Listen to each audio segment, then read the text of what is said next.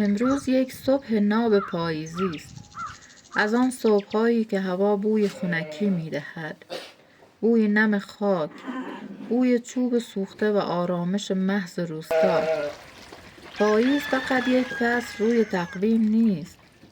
اینجا در قلب کوهستان، پاییز یک حس است، یک نوازش ملایم که طبیعت را به خواب زمستانی دعوت می‌کند. من سحر هستم، دختر کوهستان، کسی که هر روزش با عطر زندگی و صدای آرامبخش طبیعت آغاز می شود و او که کنارم هم قدم می شود خواهرم ساغر است. ما هم پای هم قدم در راهی می گذاریم که هر سال در همین فصل دلتنگش می شویم. راهی بهشت کوچکمان باغ سیب می شویم. نسیمی آرام شاخه ها را می لرزاند و آواز پرندگان مانند زمزمه ای از شکرگزاری است. هر برگ، هر میوه یادآور نعمتی است که گاهی از یاد ما می رود. پدر همیشه می گوید قدرت واقعی در شکرگزاری است.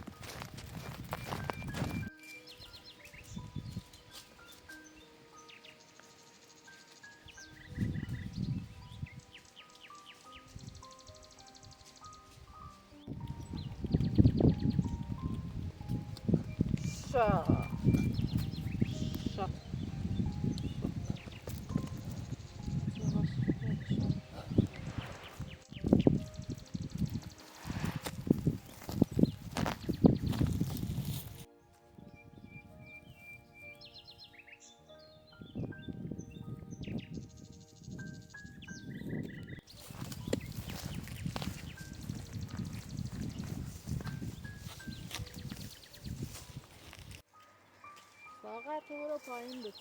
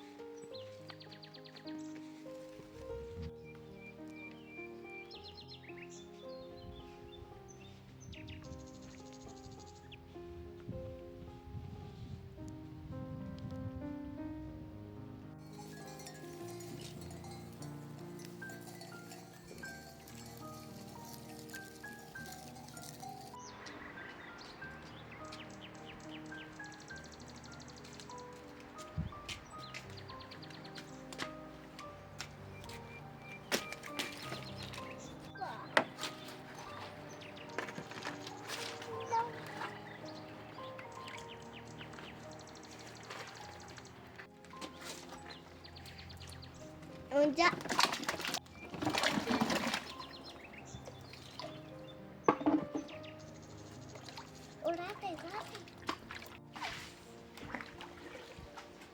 وای شیروی من کجا میریم؟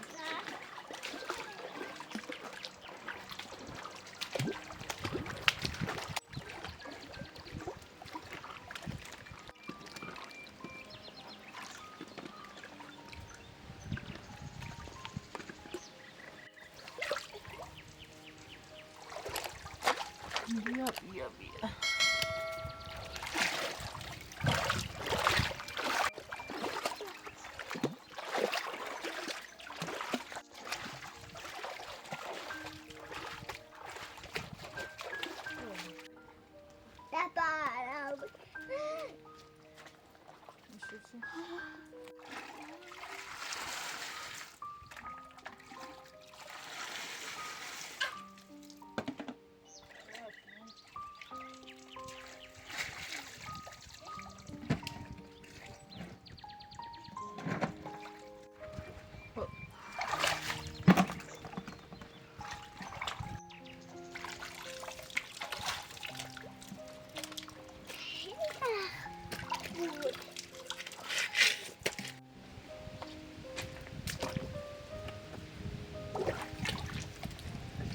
بیا بریم ماما بیا دلسا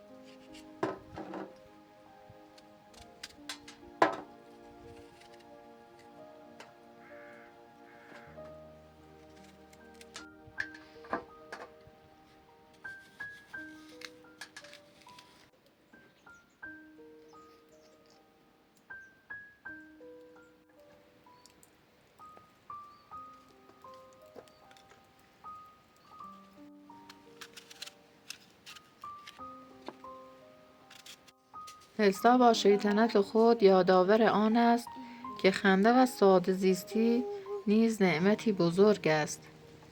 تنها آرزو دارم شما نیز این حس را تجربه کنید. همین لحظه، همین باغ، همین زندگی ساده.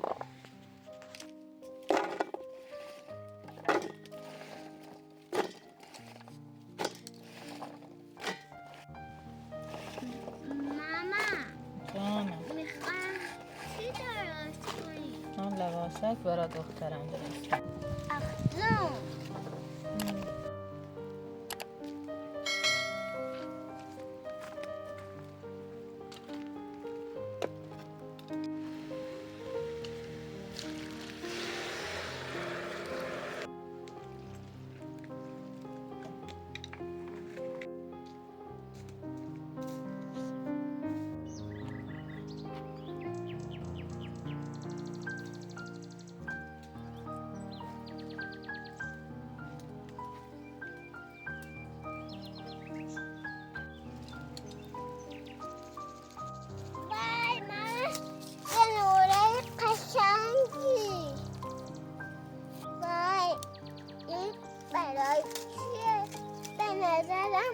برای کبوتره.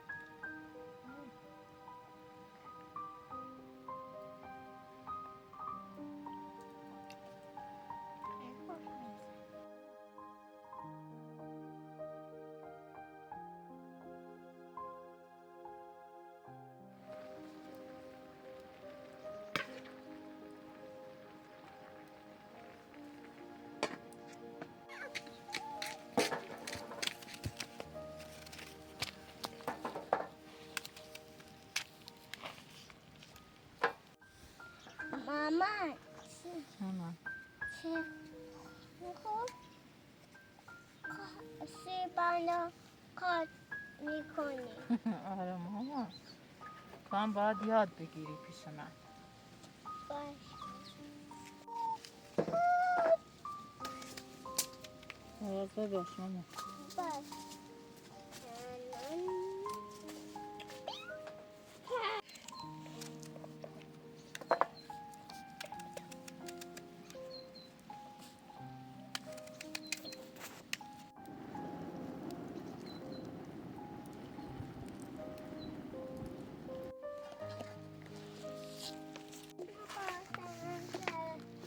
برم.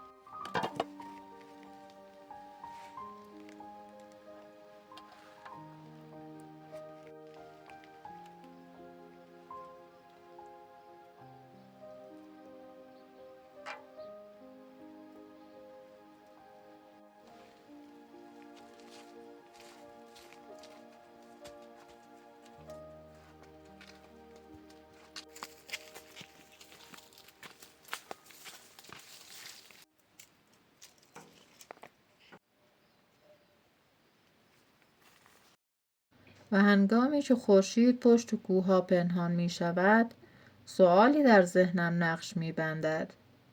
کدام یک از کوچکترین نعمت‌های زندگی ما شایسته شکرگزاری واقعی هستند؟ از شما سپاسگزارم که لحظه‌ای با من در این باغ بودید و این آرامش را با من شریک شدید.